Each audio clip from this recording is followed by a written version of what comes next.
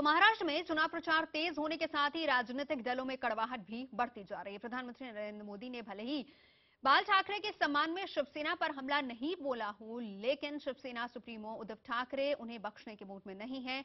उन्होंने मोदी की तुलना बीजापुर के सेनापति अफजल खान से की है, जिसने शिवाजी को मारने की कोशिश की थी लेकिन खुद मारा गया था। यही नहीं, उद्धव ने चुटकी भी ली है कि प्रधानमंत्री दिल्ली का कामकाज छोड़ चुनाव प्रचार करते घूम रहे हैं। उधर बीजेपी ने पलटवार किया है कि शिवसेना केंद्र में अफजल खान की सेना के साथ काम क्यों कर रही है।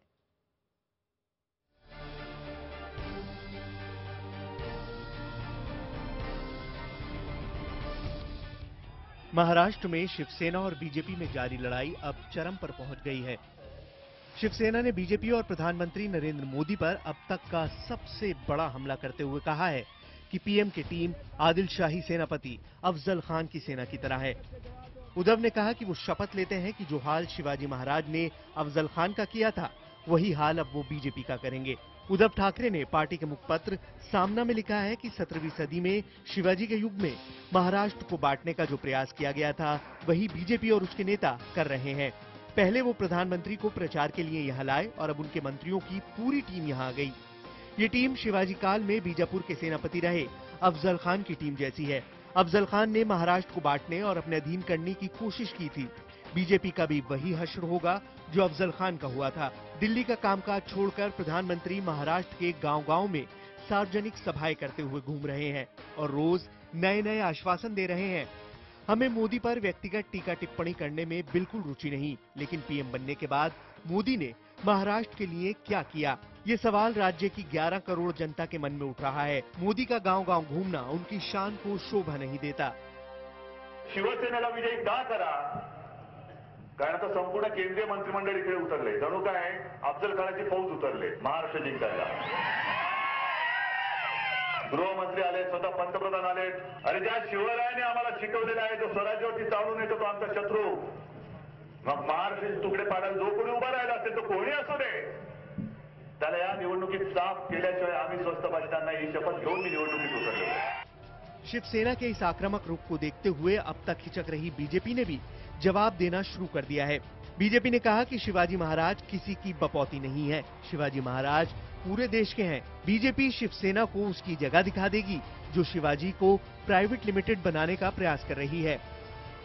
वे इतने निराश है, उनको कोई प्रतिसाद नहीं मिल रहा और जिस प्रकार से प्राइम मिनिस्टर साहब को यहां पर प्रतिसाद मिल रहा है, उससे पूरी निराशा में वो गए हैं। उनसे पूछा जा सकता है, ये भी पूछा जा सकता है कि क्या आपके मंत्री केंद्र में अफजल खान के साथ है? क्या शिवसेना हताश हो चुकी है, चुनाव मैदान में अपनी हार को कबूल कर चुकी है? क्योंकि जो जंग हमारा कांग्रेस एनसीपी के खिलाफ था, ऐसा क्यों है कि शिवसेना आज अपना जंग बीजेपी के खिलाफ मान रही है? शिवसेना अलग विदर्भ राज्य की मांग को बीजेपी के समर्थन से भी नाराज है। अखंड महाराष्ट्र का नारा देने वाली शिवसेना को डर है कि बीजेपी अगर सत्ता में आई तो अलग विदर्भ बना देगी। यही वजह है कि वो बीजेपी पर महाराष्ट्र को तोड़ने का आरोप लगा रही है। बहरहाल चुनाव प्रचार में अभी कुछ दिन बाकी हैं, ऐसे में शिवसेना और बीजेपी की जंग और तीखी हो सकती है। शिवसेना को ये लगने लगा है जिस तरह से बीजेपी शिवाजी महाराज के नाम पर अपनी राजनीति कर रही है, इसका सीधा असर उनके वोट बैंक पर पड़ने वाला है। यही वजह है कि अब तक छोटे नेताओं पर निशाना साधने वाले उद्धव ठाकरे ने खुलकर प्रधानमंत्री मोदी के खिलाफ बोलना शुरू कर दिया है। वहीं बीजेपी अब सेना से ये सवाल पूछ रही है कि अगर उन्हें उनसे इतना परहेज है तो केंद्र और कॉरपोरेशन में उनकी मदद से सरकार क्यों चला रहे हैं।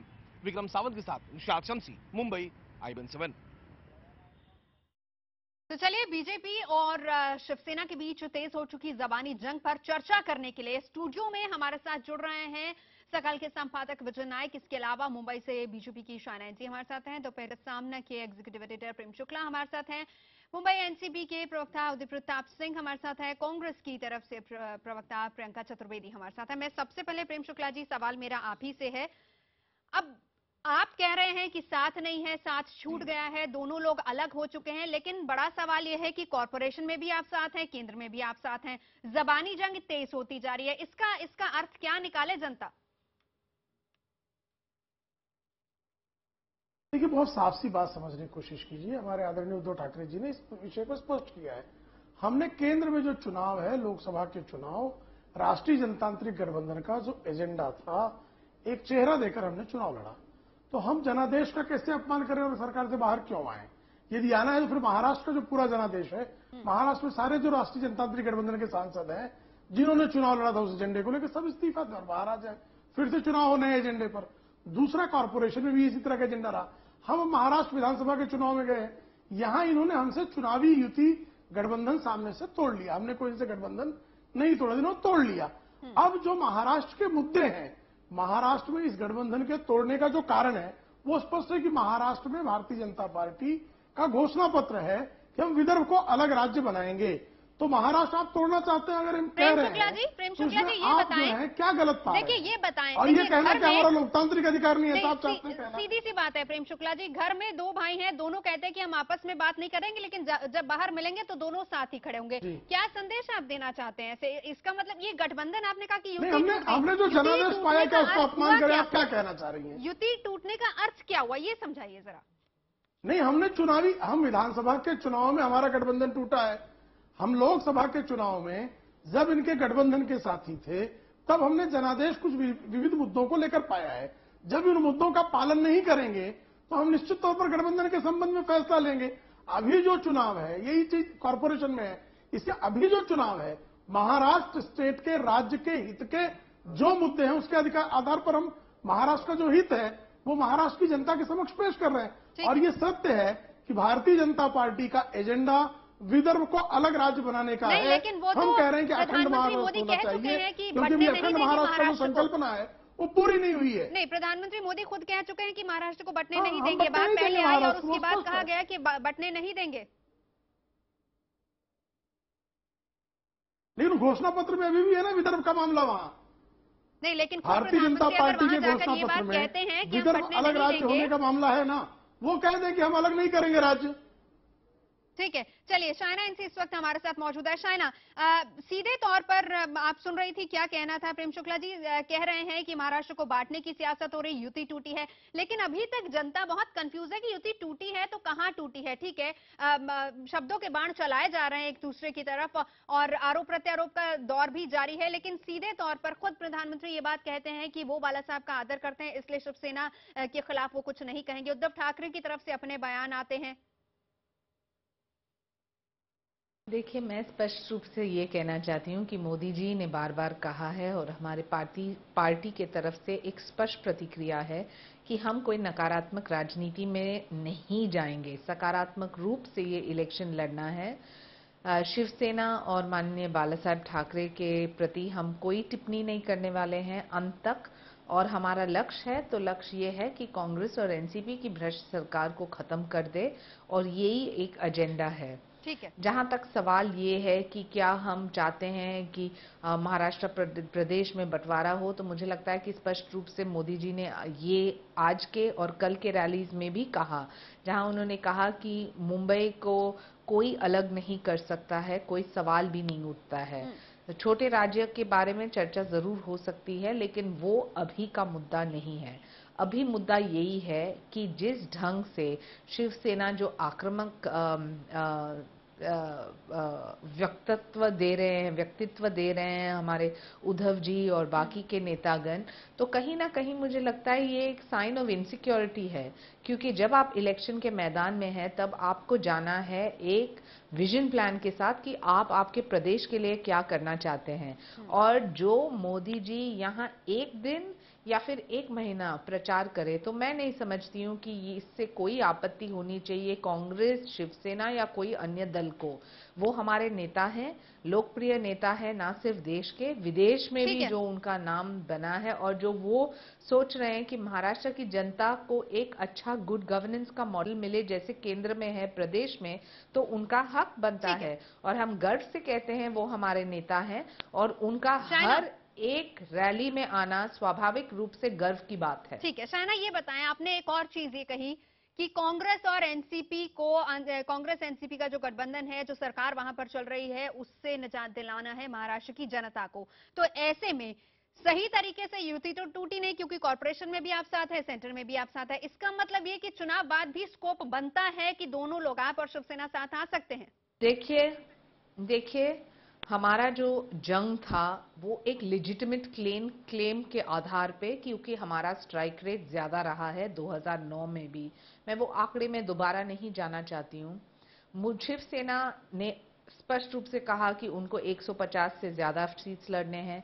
भारतीय जनता पार्टी ने स्पष्ट रूप से कहा कि हमें 130 से ज्यादा लड़ने हैं, और जो शिवसेना 140 लड़े और अन्य दल 18, तो ये बरकरार रहेगी। मुझे नहीं लगता है कि कोई भी राजनीतिक दल को अधिकार नहीं है कि उनका जो मास बेस है या उनके जो कार्यकर्ता को एक मौका मिलना चाहिए, उनका बढ़ना चाहिए।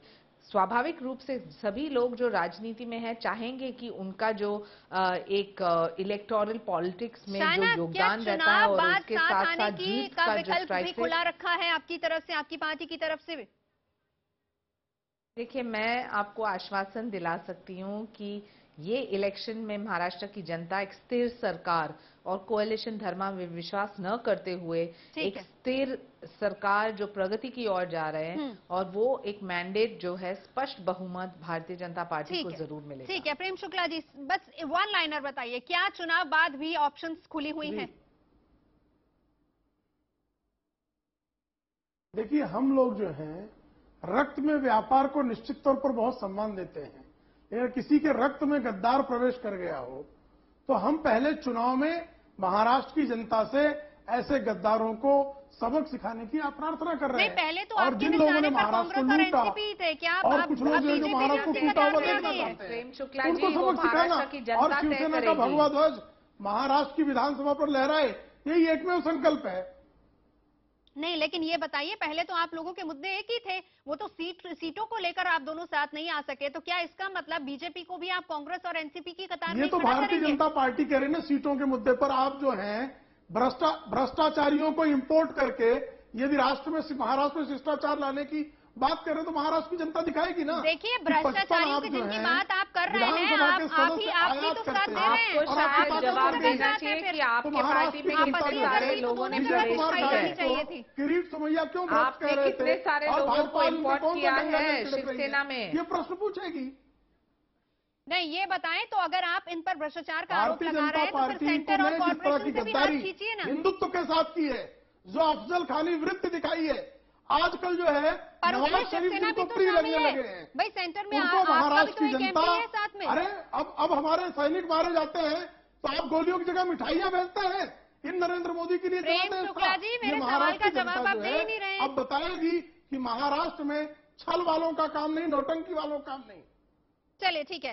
विजय नायक जी, मैं आपसे जानना चाहूंगी, हम इस तरह की सियासत को किस तरीके से ले? क्या ये देखा जाए कि ऑप्शंस खुले हुए हैं, चुनाव बाद सब कुछ देखा जाएगा, या फिर वाकई ये माना जाए कि ये बिल्कुल गठबंधन जो है पूरी तरह से टूट गया और ये नूरा कुश्ती नहीं है? नहीं, आप देखिए कि जैसे उद्धव ठाकरे ने अफजल खान की बात की है कि अफजल खान की जो सेना है, ये सेना में आज भी बीजेपी, ये जो बीजेपी के साथ जो उनका गठबंधन है, जैसे आपने कहा बंबई में है और दिल्ली में भी है, तो ये तो सैनिक उनके साथ आज भी है। मुझे लगता है कि महाराष्ट्र का जो इतिहास देखे तो 78 से ऐसा दिखाई देता है कि गठबंधन के सिवा कोई सरकार वहां बन नहीं सकती। ना बीजेपी को पूरी जो कहते हैं कि 145 सीटें 160 सीटें मिलने की तो कोई उम्मीद नहीं है, और ना शिवसेना को मिलने की उम्मीद है। इसलिए ये इलेक्शंस है, इलेक्शन के बाद उनको इकट्ठा आके सरकार बनाना पड़ेगा। और ये विकल्प खुला रखा हुआ है। विकल्प बिल्कुल आज भी खुला मुझे लगता है, क्योंकि दोनों तरफ अभी भी उनका गठबंधन है। नहीं कह रहे हैं, लेकिन लग रहा है। और दूसरी बात ऐसी है कि महाराष्ट्र में जो इंडिपेंडेंस है, उनकी भी भूमिका इस बार अहम रहेगी।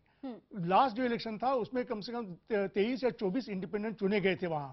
तो आज भी ऐसे कि बीजेपी को मानो उसमें 120 या 100 से ज्यादा सीटें मिल गई, तो उनको भी इंडिपेंडेंट के साथ उनको लेना पड़ेगा, और शिवसेना के साथ बिना शिवसेना साथ लेके वो सरकार बना नहीं पाएंगे। इसलिए मुझे आज लगता है कि जो 8 दिन रह गए सिर्फ अभी तो, इसलिए जो आज जो बातें हो रही है, अफजल खान की बातें हो रही है, और शिवाजी के बारे में बातें हो रही है, बाला साहब ठाकरे के बारे में बातें हो रही है, वो कह रहे हैं कि हम शिवसेना के बाला साहब ठाकरे और शिवसेना के बारे में हम बात नहीं करना चाहते हैं। ठीक है, ये जो बातें हैं, लेकिन आज जो प्रचार चल रहा है, प्रचार में जो बातें हो रही है और जो आरोप हो रहे हैं, वो आरोप यहां तक चले गए कि जो मतदाता होगा और वो जो चुन के लाएगा, वो बाद में जाके पूछेगा कि आज कल इनको आप अफजल खान बोल रहे थे, आज फिर से क्यों मिल गए हैं। ये बात फिर से होने वाली है। अगर वो नहीं होती है और महाराष्ट्र में त्रिशंकु लोग ये विधानसभा आती है तो फिर तो केंद्र के लिए तो राष्ट्रपति का शासन तो मार्ग तो खुला है उनके लिए। ठीक है, यानी खुलकर भले ही कुछ ना कहें लेकिन विकल्प जरूर सामने रखे हुए हैं। आरोप प्रत्यारोप जारी है, दोनों तरफ से शब्दों के बाण चल रहे हैं और फिलहाल नतीजों का आप इंतजार कीजिए। और बड़ा सवाल यहाँ पर यह भी है जिसको लेकर कि आरोप प्रत्यारोप न सिर्फ शिवसेना की तरफ से और बीजेपी की तरफ से हो रहा है बल्कि तमाम पार्टियों की तरफ से, और उनके निशाने पर सिर्फ और सिर्फ नरेंद्र मोदी। यानी अब ये वॉर है, ये मोदी वर्सेस ऑल पार्टी हो गई है, रादर देन हम कहें कि बीजेपी या एनडीए वर्सेस ऑल पार्टी की अगर हम बात करें। उससे पहले हम आपको ये भी बता दें कि महाराष्ट्र में 25 साल की दोस्ती टूटने के बाद जहां शिवसेना ने बीजेपी के खिलाफ मोर्चा खोल दिया है, वहीं कांग्रेस को भी अपनी कमजोरियों से ध्यान बटाने का मौका मिल गया है। महाराष्ट्र के पूर्व मुख्यमंत्री पृथ्वीराज चौहान ने IBN7 से बातचीत में दावा किया है कि महाराष्ट्र में बीजेपी के पास कोई नेतृत्व ही नहीं है। पार्टी राज्य के चुनाव में भी मोदी के ही भरोसे चल रही है।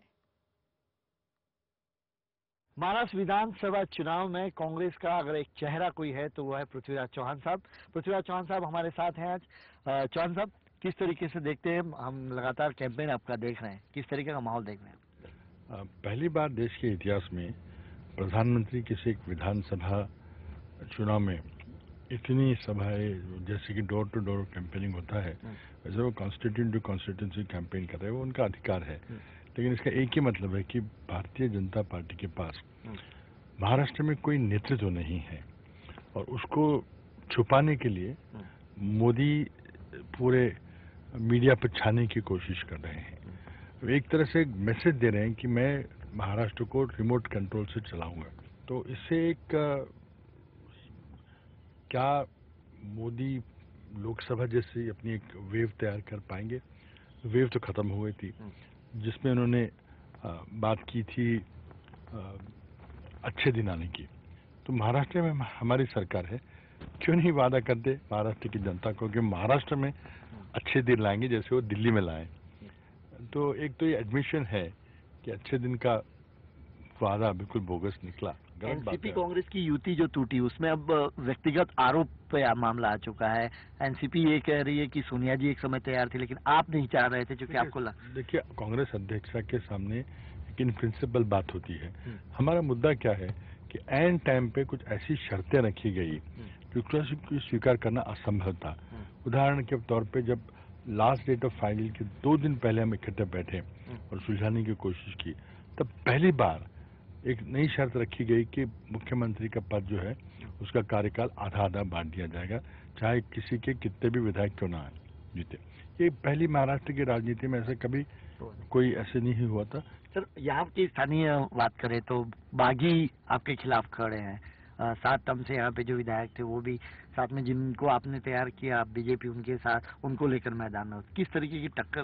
देखिए बीजेपी के पास नेतृत्व नहीं, जो मैंने कहा इस चुनाव में जो भी बीजेपी ने प्रत्याशी उतारे हैं उसमें से करीब 100 इम्पोर्टेड हैं और जो आखिरी हफ्ते में उन्होंने आओ न देखा ताव न देखा, जो आदमी सामने आया और कुछ कई सारी बातें हुई उसमें, किसने किसको क्या वादा किया और किस तरह से टिकट मिला। लेकिन ऐसे कई लोगों को जिनका बीजेपी से कोई लेना नहीं था देना नहीं था, उनको बीजेपी ने उतारा है। तो सिर्फ सत्ता मिलने के आसार से, सत्ता मिलने के कारण। तो क्या लगता है सर कोई एक पार्टी इस बार बहुमत बना आ पाएगी? देखिए दिल्ली में भी हम नहीं सोचते थे कि एक पार्टी को संपूर्ण बहुमत मिलेगा, लेकिन देश की जनता उब तंग आ चुकी है इस साझा सरकारों के दौर से, इस घोड़े बाजार से, इस आयाराम गयाराम के पॉलिटिक्स से। तो मुझे आश्चर्य नहीं होगा अगर महाराष्ट्र की जनता किसी एक पार्टी के हाथ पूरा बहुमत दे, वो पार्टी राष्ट्रीय पार्टी होगी। मैं समझता हूँ कि कांग्रेस का जो ट्रैक रिकॉर्ड महाराष्ट्र का रहा है, डेवलपमेंट का जो ट्रैक रिकॉर्ड रहा है, उससे कांग्रेस के सरकार बनने के काफी स्ट्रांग आसार हैं। जनता जानती है, जनता समझती है। पृथ्वीराज चौहान का ये कहना था एक ही पार्टी को अच्छा मैंडेट मिलेगा और अपने काम पर उनको काफी भरोसा है, ये बात भी उन्होंने कही और उन्होंने कहा कि जनता वापस से कांग्रेस को ही सत्ता पर बिठाएगी। लेकिन क्या ऐसा होगा? 2 खास मेहमान और हमारे साथ हैं। एनसीपी की तरफ से उदय प्रताप सिंह हैं और साथ ही साथ प्रियंका चतुर्वेदी है कांग्रेस की तरफ से। हम दोनों से चर्चा करेंगे और साथ ही हमारे बाकी खास मेहमान रहेंगे हमारे साथ।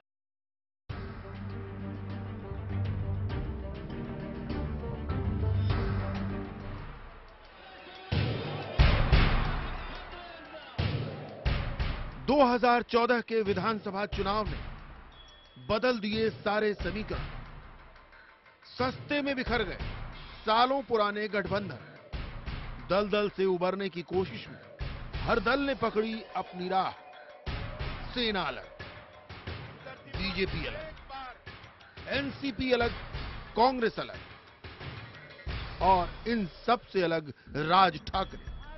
लेकिन महाराष्ट्र में सबकी जंग जिस अकेले शख्स से है, उसका नाम है नरेंद्र मोदी।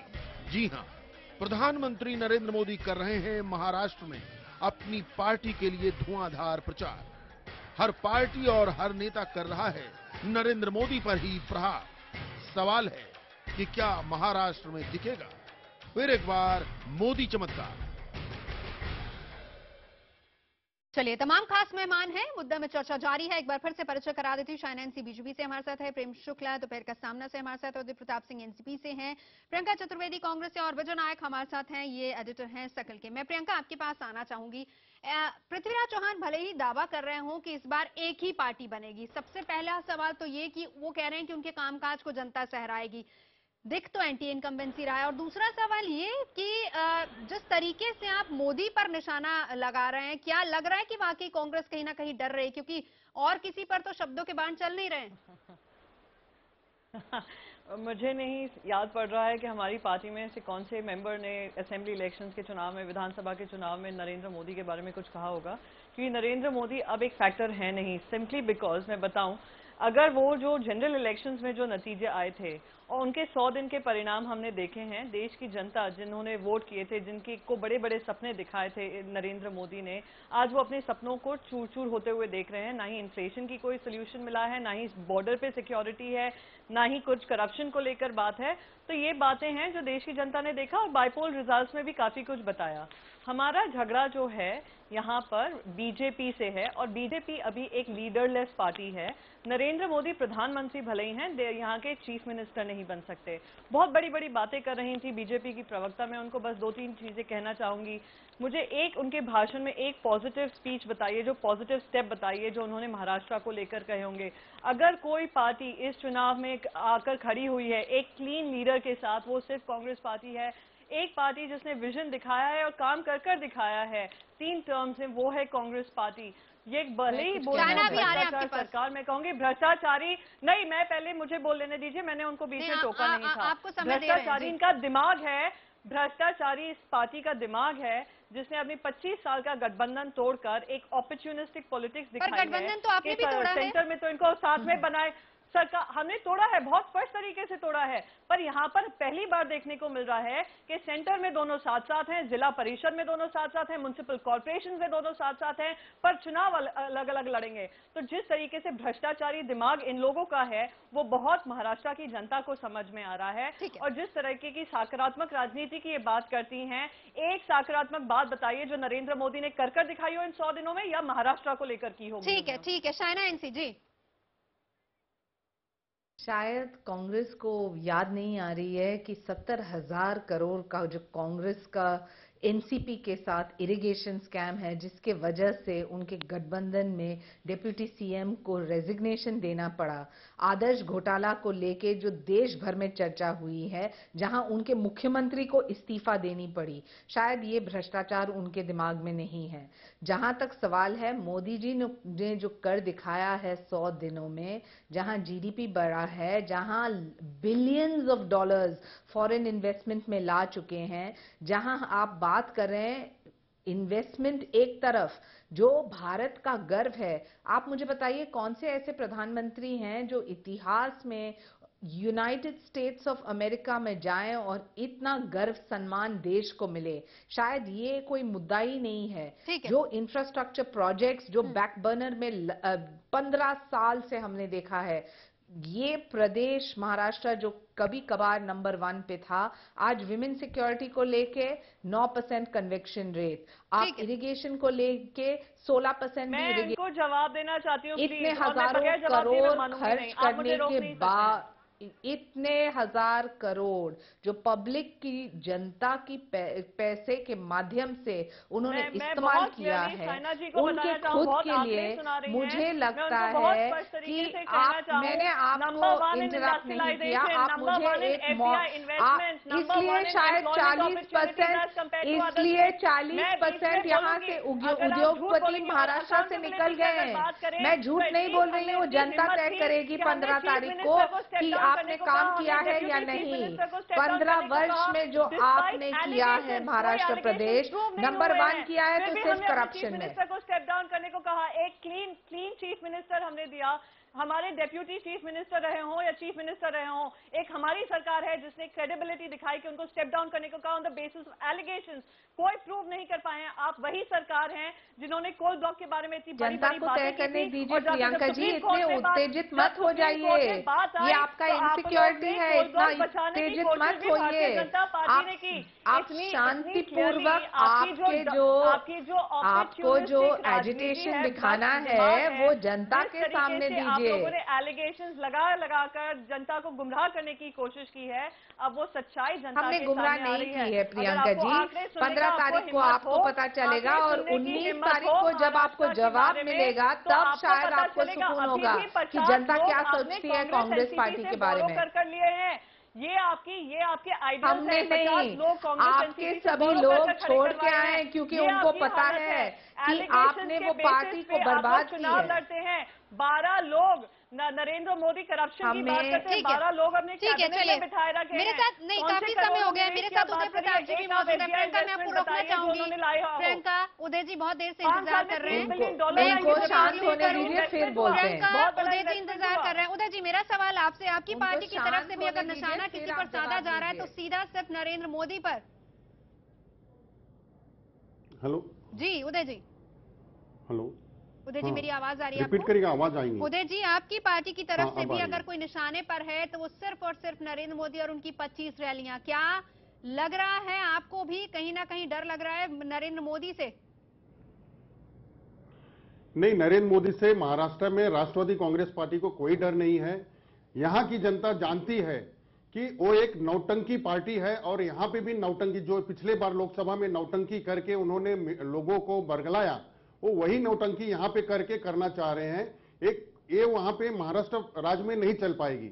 मैं कहता हूं भारतीय जनता पार्टी ने भाड़ जनता पार्टी है। हमारे यहाँ एक भाड़ डांस होता है जिसमें महिला पुरुष बच्चे सभी का काम एक पुरुष ही करता है, तो ये तो महापुरुष है। और ये नगर सेवक से लेके प्रधानमंत्री का काम सब करना चाहते हैं। आप इनकी साइना जी बोल रही थी कि अमेरिका में इतना उनको जनता का ये मिला। मैं ये कहना चाहता हूं कि जाके लेकर क्या आए, पॉजिटिव थिंग बतावे ना, क्या काम किया। इन लोग खाली ब्लेम करना जानते हैं कि करप्शन महाराष्ट्र राज्य में हुई। करप्शन क्या इनके राज्य में नहीं हुई है? क्या कफन शहीदों के कफन में उनके करप्शन उनके ऊपर नहीं लगे हैं? क्या पुरावा कर पाए हो? क्या इन्हों बोलते हैं भाव बढ़ाते हैं, क्या 36 रुपए गैस का भाव से सीधा 236 रुपए 216 रुपया कर दिए, उसका इनके पास क्या जवाब है? महाराष्ट्र की बात करते हैं, महाराष्ट्र पर ही टिके रहे हैं, मीडिया और पब्लिसिटी के स्टंट करके महाराष्ट्र की बात करते हैं। आप ही के नेता जब भी आरोप प्रत्यारोप की बात होती है तो उनकी जबान से सिर्फ और सिर्फ नरेंद्र मोदी निशाना होता है उनका, और कोई नहीं होता है। मोदी को ही तो, नरेंद्र मोदी पे तो निशाना ठानेंगे क्योंकि वही कैंपेनिंग कर रहे हैं। बताइए भारतीय जनता पार्टी का कौन सा एक ऐसा लीडर है महाराष्ट्र को तोड़ने का काम करेगी भारतीय जनता पार्टी। महाराष्ट्र के सारे नेता इसलिए उनको टारगेट करते हैं। जो आपने प्रॉमिस की थी देश की जनता को वो नहीं कर पा रहे। 100 दिनों में ब्लैक मनी लाएंगे, वो नहीं कर पाए। 100 दिनों में हमने SIT दाखिल की, आपने क्या किया 10 साल में? जो आपको चीखना है तो हम भी चीख सकते हैं। डॉलर अगर आप जापान से लाती है 5 सालों में, वो आपकी उपलब्धि हुई 100 दिनों में, या बताने की कोशिश करिए। यूएसए में जाकर जो आपको लगता है कि हमारी उपलब्धि कुछ नहीं, तो आप शायद बताएं कि जो मुंह तो जवाब पब्लिक ने आपको दिया है और जो 10 साल में आपने क्या किया है, जो ठोस कदम आपने उठाए, हमने तो बता दिया। हमने जो भी गिनती की थी हमने बता दिया। क्या किया है आपने, बताएं। मैं आपको एक मौका देती हूँ, शांत से मैं सुनती हूँ। आप हमें बताइए, नहीं मैं भी आपको मौका दे रही हूं, आप एक चीज ऐसी बताइए जो नरेंद्र मोदी ने इस महाराष्ट्र चुनाव की रैली में पॉजिटिव बात की होगी, एक सकारात्मक बात की होगी महाराष्ट्र को लेकर। अगर आप ये कहेंगी कि उन्होंने बीजेपी शिवसेना पे वार नहीं किया तो वो पॉजिटिव नहीं है। अगर आप कहें करप्शन को लेकर उन्होंने कोई बात की तो उन्हें प्रियंका जी की सरकार पे इन्फ्लेशन की बात आप करो। इतने उत्तेजित मत हो जाइए, आप सवाल पूछते हो तो जवाब सुनने का धीरज रखिए। उत्तेजित नहीं हूँ, आपकी सच्चाई आपको तो मौका दीजिए किसी और को जवाब देने। ठीक है शायना, क्योंकि आप ही बोलते जा रहे हैं तो कोई और जवाब नहीं दे सकता। जवाब ले लेते हैं, मैं उदय जी आपके पास आऊंगी इसके बाद। बिल्कुल दीजिए। नरेंद्र मोदी जी ने स्पष्ट रूप से कहा जितने भी इंफ्रास्ट्रक्चर प्रोजेक्ट्स हैं, ना सिर्फ मुंबई को लेके लेकिन महाराष्ट्र को लेके, जो अभी तक सेंटर स्टेट कोऑर्डिनेशन जहां नहीं हुआ था, वो प्रोजेक्ट्स ना सिर्फ खत्म किए जाएंगे लेकिन लिमिटेड टाइम के अंदर। मुंबई को लेके मोनो रेल, मेट्रो रेल जिसकी ये बातें कर रहे हैं, जो कभी कभार फ्लॉप रेल कहा जाता है, उसके अलावा कोस्टल रोड को लेके जहां तक झुग्गी झोपड़ी का सवाल है, जहां हम सिर्फ कट ऑफ डेट बदलते जाते हैं, वहां लो कॉस्ट हाउसिंग ना सिर्फ मुंबई के लिए पूरे प्रदेश में, अनएम्प्लॉयमेंट को लेके जहां बेरोजगारी है, 40% आज इंडस्ट्री शिफ्ट हो चुका है क्योंकि महाराष्ट्र में कुछ काम नहीं होता है, सिंगल विंडो क्लियरेंस नहीं, रेड टेपिज्म जो है उसको लेके उन्होंने ये तक कहा कि स्किल डेवलपमेंट जो इतना महत्वपूर्ण है, जब आप बच्चों को शिक्षा देते हैं तो क्या वो शिक्षा के बाद वो वोकेशनल ट्रेनिंग माध्यम कुछ व्यवसाय कर सकते हैं। हम कोई फ्रीबीज और सॉप्स हमने ये बांटा वो बांटा, फ्री में दिया, ये फ्री में दिया, वो नहीं कर रहे हैं। हम एक मजबूत सरकार के साथ एक मजबूत समाज जहां आप आत्मनिर्भर हो, आप सुरक्षित हो, आप सुरक्षित हो। मेरा सवाल आपसे है, एंटी इनकम्बेंसी भी है और साथ ही साथ मोदी वेव भी, आपको लग रहा है कहां स्टैंड कर रही है एनसीपी? उदय जी कहां से शाइना एनसीजी अपने वो ला रही हैं, स्टैटिस्टिक्स ला रही हैं? हेलो उदय जी, मेरा सवाल आपसे है, आप मेरी आवाज सुन रहे हैं? एक तो साथ छूटा कांग्रेस का और दूसरा ये कि एंटी इनकम्बेंसी भी है, कहां स्टैंड कर रही है एनसीपी? एंटी इनकम्बेंसी कहीं नहीं है। देखिए, महाराष्ट्र राज्य में शरद पवार के नेतृत्व में राज्य में और सेंटर केंद्र में दोनों जगह काम की हुई है एनसीपी ने। आज हमें बताइए, इतने सालों में एयरपोर्टों का जो काम हुआ, कहीं भी इतने अच्छे आप भी एयरपोर्ट जाते हैं देखे हैं, जितना बड़ा काम पूरे देश में एयरपोर्ट में हुआ है, और यहाँ पे मोनो रेल, मेट्रो रेल और जितने भी एक्सप्रेस हाईवे, 4 ट्रैक हाईवे, जितने भी काम हुए हैं यहाँ पे, सी लिंक है, ये काम महाराष्ट्र राज्य में हुई है। लेकिन अकेले दम पर क्या एनसीपी पूछना चाहता हूँ कि गुजरात मॉडल, महाराष्ट्र मॉडल देखिए तो आपको मालूम पड़ेगा कि महाराष्ट्र का विकास कितना हुआ है। नहीं, आप अकेले दम पे ले आएंगे, अकेले दम पे लेके आएंगे, इसलिए पब्लिक के बीच में गए और लेकर आएंगे। ठीक है विजय नायक जी, मेरा सवाल आपसे है, क्या हम इसको मोदी वेव कहें या फिर एंटी इनकम्बेंसी कहें? मेरे ख्याल से जो 15 साल का जो राज है महाराष्ट्र में एनसीपी और कांग्रेस का, उसकी वजह से एंटी इनकम्बेंसी वेव महाराष्ट्र में बड़ी जोरों से चल रही है।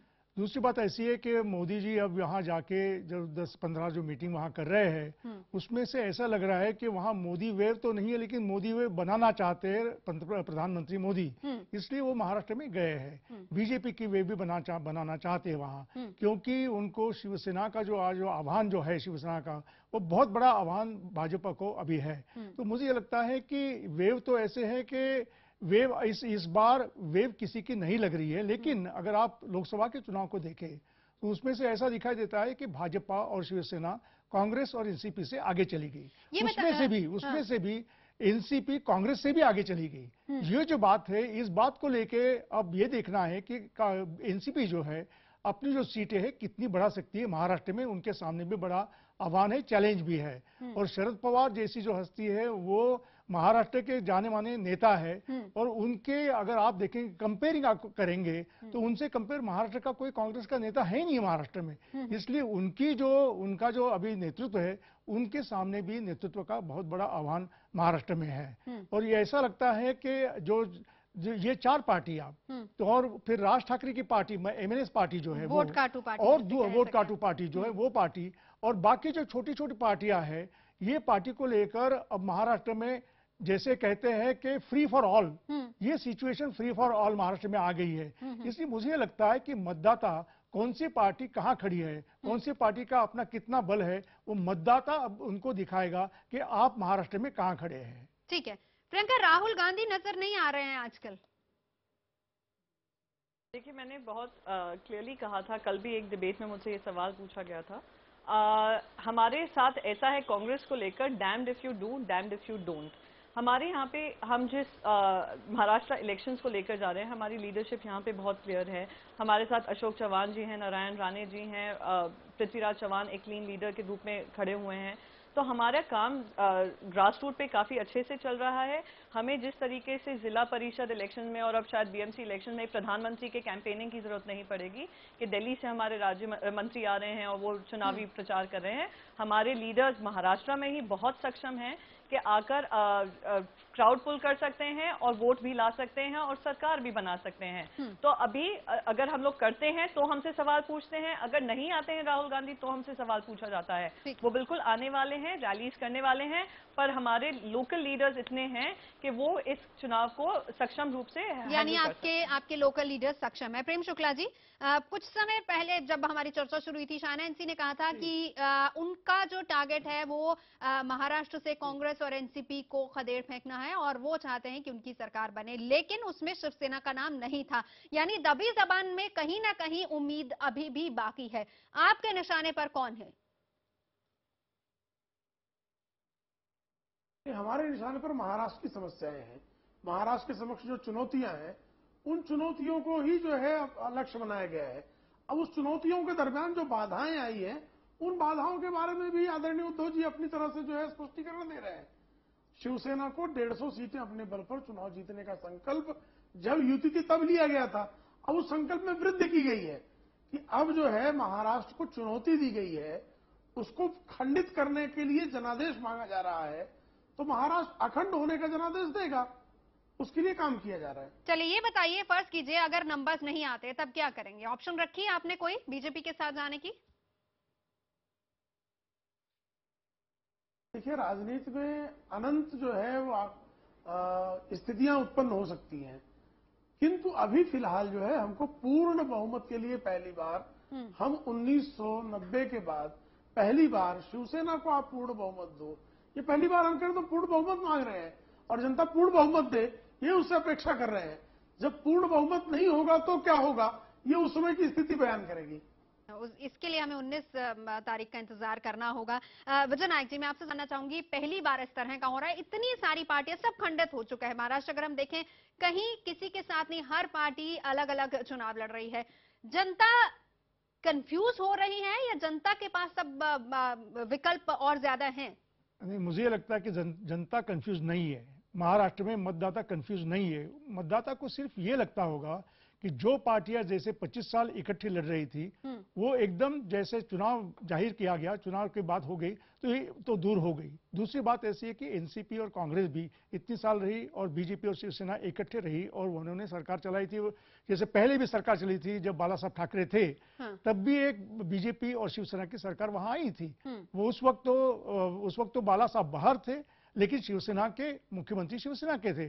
और दूसरी बात ऐसी है कि वहां भी उप मुख्यमंत्री गोपीनाथ मुंडे थे। ये जो बातें हैं ये पहले हुई थी, और जो सीटों को लेके जो बंटवारे की बात हुई और सीटों के लेके जो मतभेद हुए, वो इतने तीव्र मतभेद होंगे और इसके बाद ये पार्टियां टूटेगी और इकट्ठा और अलग से लड़ेगी, ऐसा शायद महाराष्ट्र के मतदाता ने सोचा नहीं था। उनके लिए ये बड़ा शॉक है, दोनों के बारे में, एनसीपी कांग्रेस के बारे में और कांग्रेस और शिवसेना और बीजेपी के बारे में। इसलिए मुझे लगता है कि मतदाता खड़े खड़े अब देखेगा कि किसको देना है। जैसे शिवसेना की बात जो होती है, शिवसेना सिर्फ महाराष्ट्र की बात करती है, मोदी महाराष्ट्र और देश की बात करते हैं। ये दोनों बातें अगर आप देखिए, और दूसरी बात अब 2-3 दिन में ये बातें हो रही है कि महाराष्ट्र वर्सेस गुजरात। आनंदीबेन पटेल कहती है कि महाराष्ट्र को, वहां के जो उद्योगपति है उनको छोड़ के वापस आप गुजरात में आइए। दूसरी बात बम्बई की होती है, बम्बई महाराष्ट्र से अलग करने की बात होती है। पुरानी अभी बात नहीं है, पुरानी बात चली है। चिदम्बरम के बारे में जब कहा जाता था कि वो अलग करना चाहते थे, पहले फाइनेंस मिनिस्टर थे, तभी भी ये बात चली थी। ये तीनों चीजें जो है, और विदर्भा की बात, ये 3 जो चीजें हैं अभी, इनके बारे में सारी बहस हो रही है। और उसी को लेके जो पार्टी जिसको ज्यादा से ज्यादा आश्वासन देके पूर्ति करेगी, उसका मेरे ख्याल से मतदाता उनको अपना वोट देगा। और मुझे अभी भी लगता है कि इस सारे चुनाव में बीजेपी अभी भी आगे है। बीजेपी आगे चल रही है, लेकिन क्या अकेले दम पर बीजेपी सरकार बनाने में कामयाब हो पाएगी? नहीं, आगे बन के बीजेपी अकेले सरकार नहीं बना पाएगी। उनको किसी को शिवसेना को साथ देना पड़ेगा, इंडिपेंडेंट्स को साथ देना पड़ेगा। लेकिन जो बाकी इंडिपेंडेंट साथ हैं वो कितना ज्यादा फायदेमंद रहेंगे बीजेपी के लिए जो अभी साथ में है? देखिए, इंडिपेंडेंट की संख्या जो थी अब 22 या 23 थी, जैसे मैंने पहले कहा था, तो इंडिपेंडेंट को उनको लेना पड़ेगा। अगर बीजेपी को मानो 120 या 130 सीटें मिलती है, तभी भी आपको दूसरी पार्टियों को एक इकट्ठा लेना पड़ेगा, उसमें इंडिपेंडेंट को लेना पड़ेगा। अगर शिवसेना अलग रहती है, शिवसेना कहती है कि हम इनके साथ नहीं जाएंगे और हम अपने अलग अलग ये रखेंगे और बीजेपी को अपना सरकार बनाने दीजिए। अगर बीजेपी को उतनी सीटें नहीं मिली तो बीजेपी के सामने भी बड़ा चैलेंज खड़ा होगा कि हम किसको साथ लेके चले। ठीक है, बहुत बहुत शुक्रिया आप सभी यहाँ पर आए। इंतजार हमें करना होगा 19 तारीख का नतीजों का, और उससे पहले 15 तारीख को जब बटन दबाया जाएगा वोट डलेंगे और 19 तारीख को नतीजों का इंतजार करना होगा। लेकिन फिलहाल आप सभी का बहुत बहुत शुक्रिया, और चुनाव बाद किस तरह की स्थितियां होती हैं उस पर भी हमारी नजर रहेगी। फिलहाल मुद्दा में आज के लिए